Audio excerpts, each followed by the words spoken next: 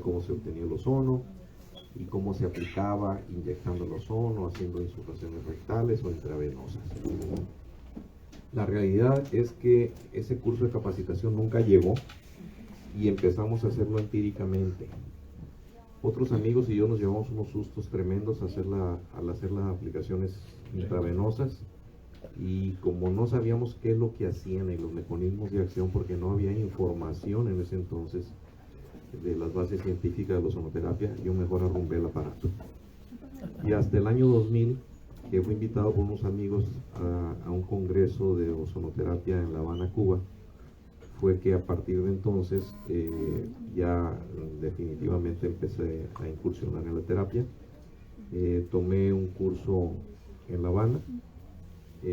Posteriormente eran lo único que tenían, un curso de 5 días, de 9 de la mañana a 3 de la tarde, y ya no había más, era lo único que tenían. Entonces yo empecé a pedirles capacitación. Me decían: es que ya tomaste el curso, pero es que me gustaría tomar la experiencia de los otros hospitales. Entonces ya empecé a pagarles ya cursos personalizados. Entonces iba a los diferentes hospitales, que el Hospital Hermanos Mejeiras, al Instituto Nacional de Neurología, al Instituto Nacional ¿cómo se llama?, de Angiología, al Instituto de Cardiología, donde hacían las aplicaciones de ozono, y poco a poco fue que fui adquiriendo experiencia. Más adelante ya tomé un curso formal con el doctor Belio Bocci, que vino a México una semana, y poco después salió el libro Las bases científicas de la ozonoterapia del doctor Bocci, un libro muy interesante. Y pues con el paso del tiempo, ya 3 años después, yo decidí hacer un curso de capacitación en ozonoterapia. Ya empezaba a haber información científica, y en el 2013 empecé a dar un curso de capacitación que hasta el día de hoy hemos hecho 34 ediciones del curso. Es un curso muy formal, con muchas bases científicas, y que lo llevamos a cabo en una semana. No es un curso de 2-3 días, sino más. Empezamos en un domingo, son 9 horas diarias, no son 8, son 9 horas diarias, muy pesado. Empezamos a las 8 de la mañana y terminamos, restando las 2 horas de comida, terminamos a las 7, a veces a las 8 de la noche. Pero es un curso muy interesante, muy intenso, pero donde ustedes realmente adquieren las bases científicas para empezar a practicar la ozonoterapia con bases muy sólidas. Entonces de eso les voy a hablar hoy, un poquito de lo que manejo desde ese tiempo.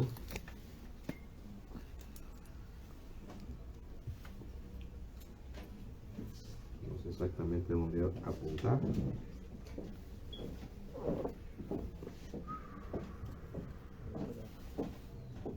Bueno, aquí está.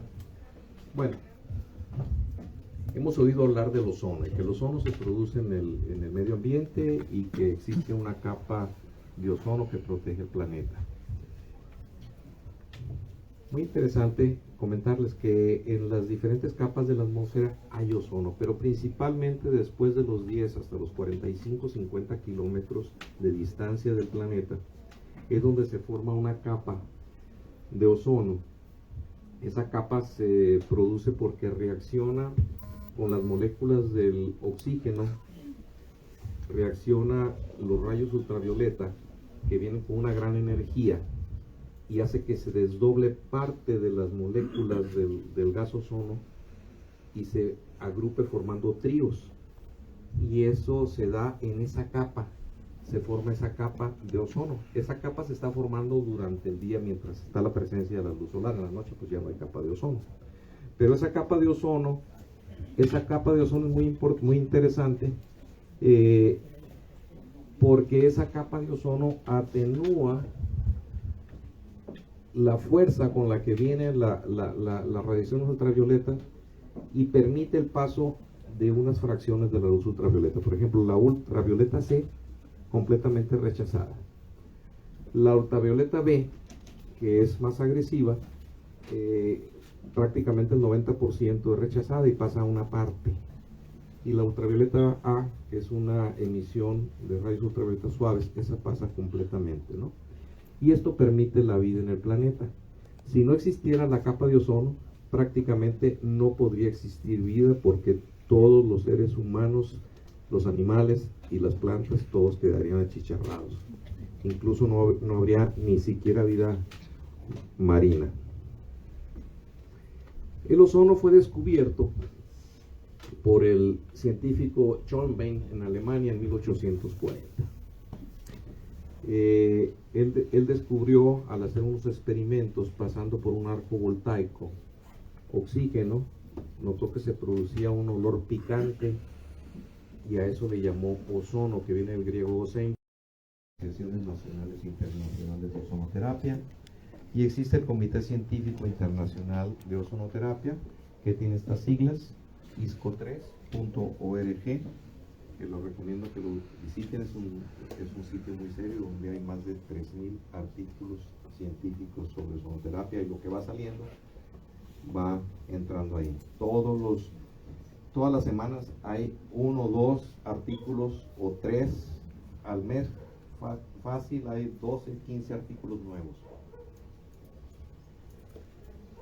La aplicación del ozono fue restringida durante mucho tiempo por las ideas acumuladas acerca de la toxicidad. Se sabe que es tóxica para las vías aéreas, y por esas ideas fue rechazado por el gremio médico, y además la postura de la FDA es que es un gas tóxico y que no tiene ninguna aplicación en medicina. Esa es la postura hasta hoy, y que para que fuera efectivo terapéuticamente tendría que ser a unas concentraciones que son incompatibles con la vida.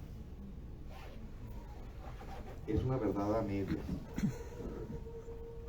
porque ellos están pensando en la vía aérea, o están destacando la vía aérea. El ozono es altamente tóxico para las vías aéreas y no debe ser jamás inhalado. Si ustedes respiran ozono en un lugar, ya hay riesgo. Hay que inmediatamente salirse o abrir ventanas, ventilar, ver la fuente que está produciendo el ozono y apagarlo. Si ustedes quieren tener un efecto germicida en un área, digamos en el consultorio, pues prenden el aparato, lo programan para 15 minutos o 20 minutos y se salen. Y regresan ya que se haya degradado unas horas después el ozono. ¿Por qué no es tóxico para el ser humano? Para el ser humano por otras vías que no sean la respiratoria. Bueno, porque tenemos el sistema antioxidante, y el sistema antioxidante va a actuar como una barrera a la agresividad del ozono. Y tenemos el sistema antioxidante donde va a reaccionar, por ejemplo, tanto en la sangre como en recto, va a reaccionar con el sistema no enzimático, que es las vitaminas, el sistema hidrosoluble, donde están el ácido úrico, la glucosa, cisteína, cistina, taurina, triptófano, histidina, metionina, glutatión reducido, y las proteínas plasmáticas. Es una barrera que va a neutralizar la agresividad del ozono. También tenemos en el plasma, por ejemplo, vitaminas liposolubles como la E, la A, la Q10, CoQ10, los betacarotenos, los bioflavonoides, la bilirrubina y el ácido alfa-lipoico. Proteínas quelantes que tenemos: la albúmina, transferrina, ferritina, ceruloplasmina, lactoferrina. Ahí se va a amortiguar el efecto. Y tenemos el sistema enzimático antioxidante, que este es intracelular, este es extracelular, donde tenemos ya las enzimas, la superóxido dismutasa, la catalasa y la glutatión peroxidasa. Estas enzimas, al verse agredidas por el ozono, van a estimular su producción para neutralizar la agresividad que pudiera tener. Entonces el sistema antioxidante se va a elevar en el paciente. Entonces el estrés oxidativo, ¿qué va a pasar con él? Se va a reducir. ¿Y qué van a pasar con los síntomas de las enfermedades y las manifestaciones de la enfermedad? a atenuar y el paciente va a mejorar. Como todo medio de curación, la ozonoterapia es dependiente de la dosis y es de destacar que las concentraciones de ozono son inferiores a las tóxicas en varios órdenes de magnitud.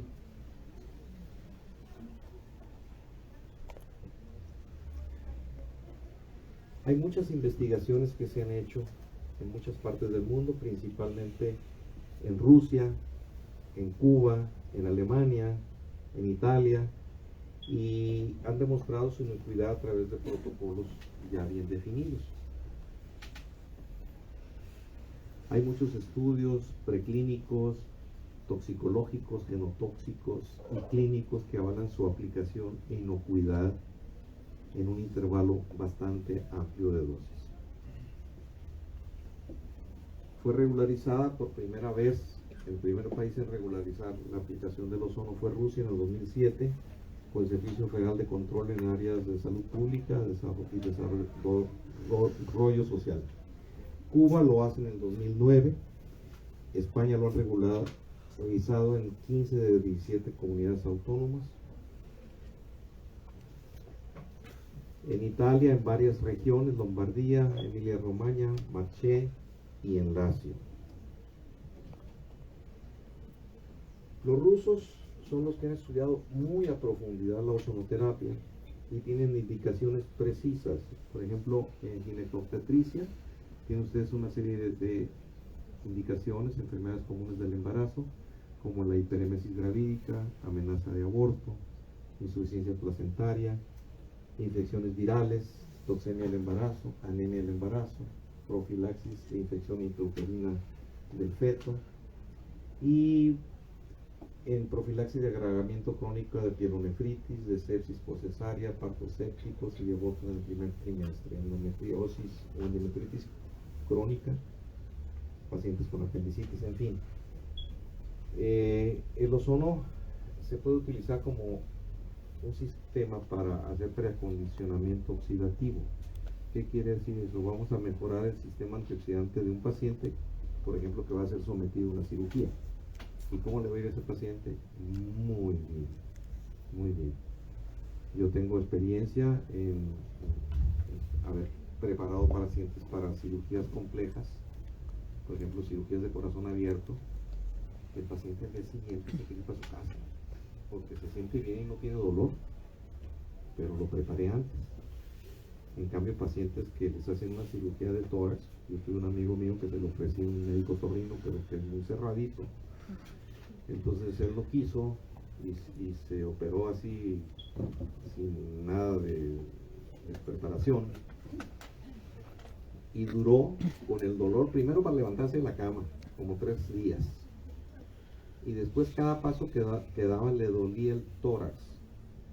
Pasó un mes y no quería ir a las consultas del cardiólogo porque las junturas del pavimento le rebotaban y le dolía mucho el pecho. Le dije, bueno, pues cuando me comentó cómo le había pasado, le dije, pues tuviste la culpa, porque he tenido varios pacientes que al día siguiente ya se querían ir a su casa.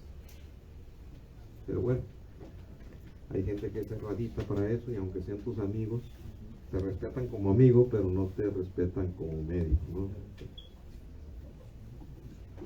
Muchas otras indicaciones y ginecobstetricia ven ustedes, una gran cantidad de aplicaciones. Como toda terapia tiene contraindicaciones. Y las contraindicaciones absolutas son estas: el favismo, que es la deficiencia de la enzima glucosa 6-fosfato deshidrogenasa, el hipertiroidismo, ojo, hipertiroidismo que no esté medicado. Si el paciente está controlado, se ha reducido los niveles de la hormona tiroidea y el paciente está en un rango aceptable, se puede usar el ozono. Si no está controlado y le quieren dar ozono, va a producir un mayor estímulo en la glándula y probablemente llegue a la tormenta tiroidea del paciente. En hemorragia activa Pues primero hay que controlar la hemorragia, ya controlado, pues ya le podemos dar el ozono. En trombocitopenia, porque puede favorecer, al incrementar la circulación, puede favorecer sangrados. En la hipercromatosis y la enfermedad del Wilson, que es un exceso de cobre, que no puede manejar el cobre adecuadamente el paciente, ocurre una reacción, se llama reacción de Fenton, que tiende a producir peróxido de hidrógeno y radical hidroxilo. Entonces, eso son pacientes que tienen elevado estrés oxidativo. Ustedes le meten el ozono y puede sobrepasar el sistema. Entonces, son contraindicaciones absolutas. Infarto agudo al miocardio, intoxicación etílica agudo, y dice ahí alergia al ozono. La alergia al ozono, yo no he visto ningún caso de alergia. Creo que los alemanes reportaron hace muchos años un caso de alergia al ozono. A mí en una ocasión me llegó un paciente que me dijo, no me ponga ozono porque soy alérgico al ozono. Tenía un problema de una hernia discal. Ya me puso, dice, otro doctor aquí en la ciudad me puso ozono y me puse muy mal. Dije, yo creo que eres alérgico al anestésico local. Y como conocía que ese doctor hacía terapia neural, dije, yo creo que eres alérgico a la procaína. Dame la oportunidad de hacértelo sin anestesia, te va a doler un poquito más, pero no va a pasar nada. El paciente aceptó. Yo tenía mi temorcito, ¿no? Pero le puse el ozono sin anestesia, lo aguantó perfectamente bien, no hubo reacción y ya lo seguí tratando así y salió adelante muy bien. Hay otras contraindicaciones que son relativas. La hipotensión y la hipertensión arterial, ¿se puede usar? Sí, se puede usar. Difícil acceso a las venas, pues no es una contraindicación, tenemos la vía rectal.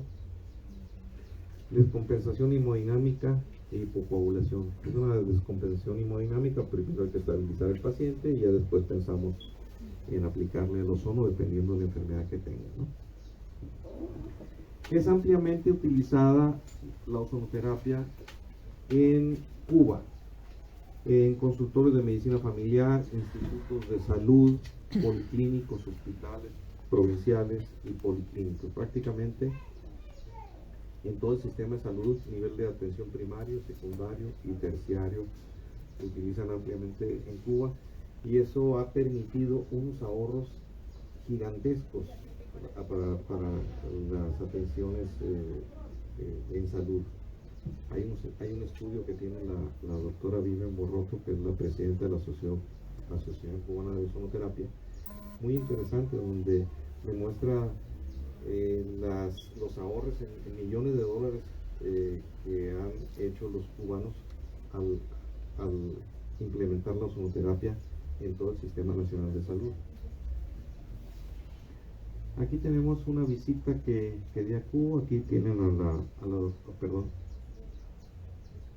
la doctora Vivian Borroto, que es ella, la presidenta de la Sociedad Cubana de Ozonoterapia.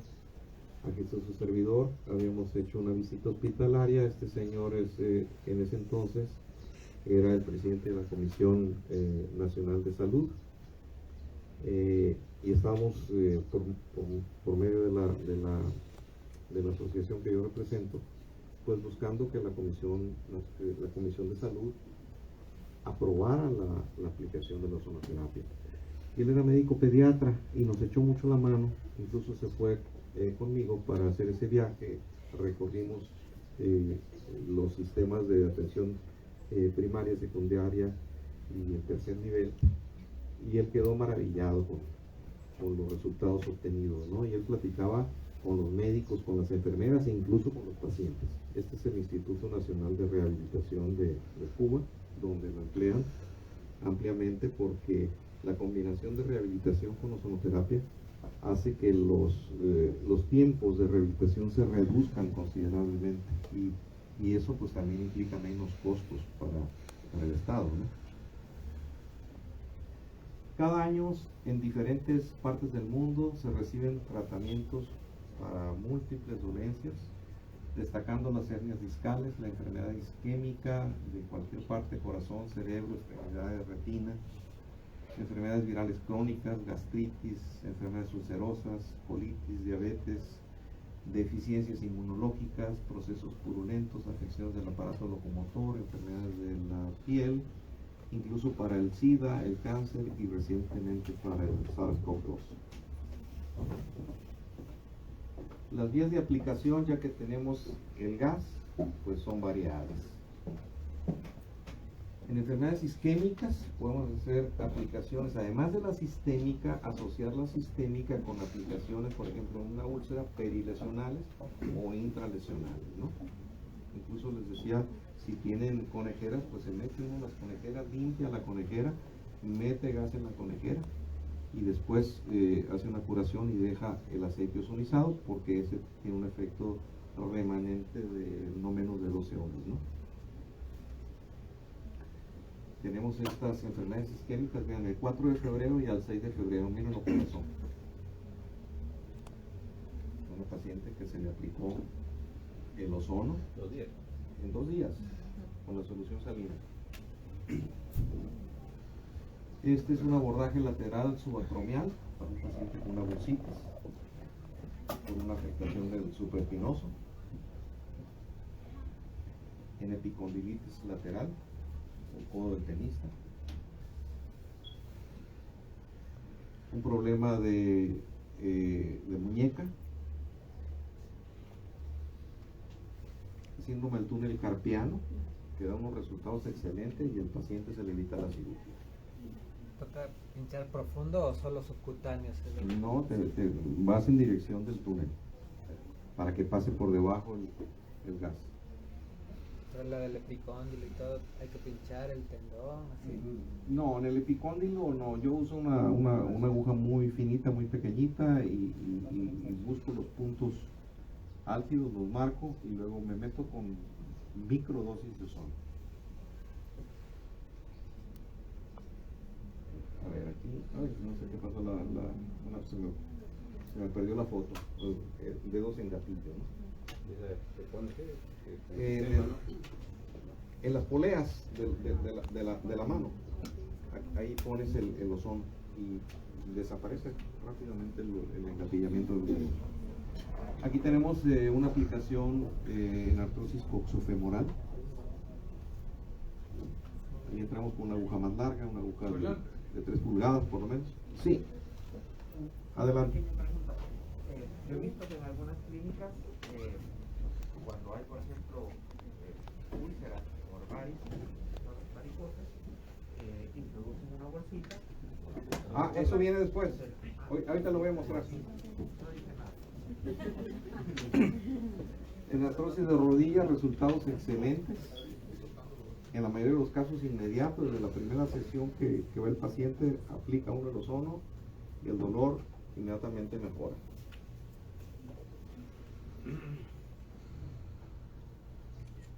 Inyecciones intradiscales, intraforaminales y epidural.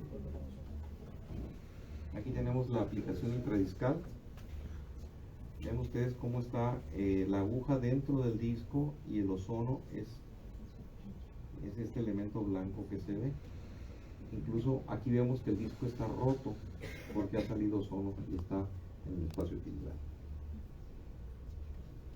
Vean ustedes una aplicación frontal. En este caso, ese es un disco que se trató, pero este disco no estaba roto. Entonces aquí tenemos el núcleo pulposo. Entonces no se ve que se haya salido el gas como aquí. Se conservó. ¿Se conservó? Sí, porque no estaba roto, no tenías por qué haber puesto el ozono ahí. La aplicación epidural de ozono, de gran resultado para reforzar la aplicación en hernias discales o para pacientes con canal lumbar estrecho, muy buenos resultados. Esta es una aplicación que prácticamente yo hago todos los días, hago no menos de 8 o 10 aplicaciones. Y aquí ven ustedes lo que sucede con las hernias de disco. Vean ustedes, diciembre de 2003, este paciente con 2 hernias de disco, vean ustedes el tamaño de la hernia en la sagital. Y vean ustedes para noviembre de 2004, ¿qué pasó con las hernias? Ya no están, ya se regeneró. Vean este chipote que estaba comprimiendo el cordón medular pues ya prácticamente ya no existe. Marzo de Y esto 2002. fue con simplemente. Esta es con, Discólisis, ¿no? con discólisis. Pero también las paravertebrales logran esto. Fíjense ustedes, marzo de 2002, la gran hernia que está estrechando el canal espinal. Vean ustedes el tamaño de hernia. Y vean ustedes cómo para marzo de 2003 desapareció. ¿Cuánto? Eso, pues cada paciente. A 15 días. Aquí tenemos otra hernia discal L5S1. Vean ustedes la monstruosidad de hernia. Y vean ustedes cómo en 2 años después que se vuelve a hacer el estudio, pues ya no existe, habiéndose evitado la cirugía. Hay muchas aplicaciones. Por ejemplo, esta es una aplicación, un abordaje interescalénico. Un paciente joven de 25, 26 años que lo iban a operar. Iban a hacer una cirugía por una hernia discal C5, C6. Me llegó, ya estaba programado para cirugía. Le iban a quitar el disco y le iban a poner unas cajitas nuevas metálicas que están poniendo.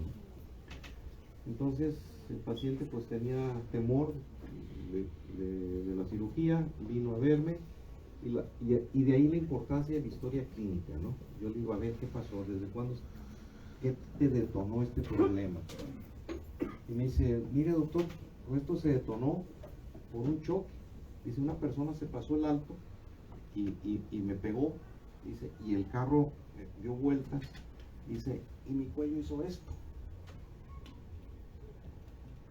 Entonces yo vi la resonancia, y en la resonancia se veía una pequeña protrusión, pero que la mayoría de los pacientes tienen, pero no se manifiesto el estrés oxidativo más que en otras enfermedades, pero prácticamente en todas las enfermedades vamos a tener este común denominador de estrés oxidativo.